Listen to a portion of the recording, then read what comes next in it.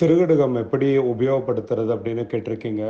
நம்ம பாரம்பரியமாக திருகடுகு வந்து முக்கால்வாசி எல்லா சமையல்கள்லேயும் வந்துடும் அது. ஏன்னா அந்த பிளாக் பெப்பர், இஞ்சி, அப்புறம் அந்த நீளமான லாங் பெப்பர், இது மூணுமே நம்ம வந்து யூஸ் பண்ண பாரம்பரியமாக எல்லா இதுலேயும் யூஸ் பண்ணுவாங்க. இப்போ அது யூஸ் பண்ணாதனால எப்படி அதை வந்து கேன்சர் மாதிரி இருக்கிற நோயாளிகளுக்கோ மற்ற நோயாளிகளுக்கோ எப்படி யூஸ் பண்ணுறது அப்படின்னு கேட்டிங்கன்னா, திருகடுகம் ஹை குவாலிட்டி திருகடுகம் வாங்கிக்கோங்க. அதை வாங்கி ஒரு டேபிள் ஸ்பூன் எடுத்துட்டு 3 கிளாஸ் தண்ணியில் போட்டுட்டு அதை வந்து நல்லா கொதிக்க விடுங்க. முடிஞ்ச அளவுக்கு ஒரு கிளாஸாக வற்ற வச்சுருங்க. அப்போ அதோட எக்ஸ்ட்ராக்டும் ஆயிரும்.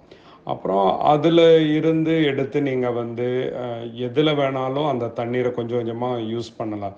சாயந்தரத்துக்குள்ளார கொஞ்சமாக ஒரு டீஸ்பூன் எடுத்துகிட்டு அந்த ஒரு கிளாஸில் இருந்து அதை ஒரு 3 பேர் 4 பேருக்கு இது கரெக்டாக இருக்கும். ஒரு டேபிள் ஸ்பூன் வந்து ஒரு ஃபேமிலியில் 4 பேர் இருந்தாங்கன்னா அது கரெக்டாக இருக்கும்.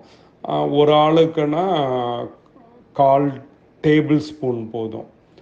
அப்போது அதை வந்து மேக்ஸிமம் 1/2 டேபிள் ஸ்பூன் வரை யூஸ் பண்ணிக்கலாம். கேன்சர் பேஷண்ட்ஸ்னால் அவ்வளோ போதும், ஏன்னா ரொம்ப யூஸ் பண்ணவும் வேண்டாம்.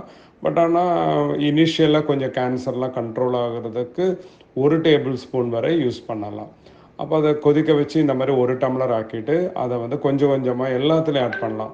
குழம்புகளில் ஆட் பண்ணலாம், கஞ்சி குடிக்கிறாங்கன்னா அதில் ஆட் பண்ணலாம், ஃப்ரூட் ஜூஸஸ் குடிக்கிறாங்கன்னா அதில் கொஞ்சம் போல் ஆட் பண்ணலாம், ரசம் வச்சு அதை யூஸ் பண்ணலாம்.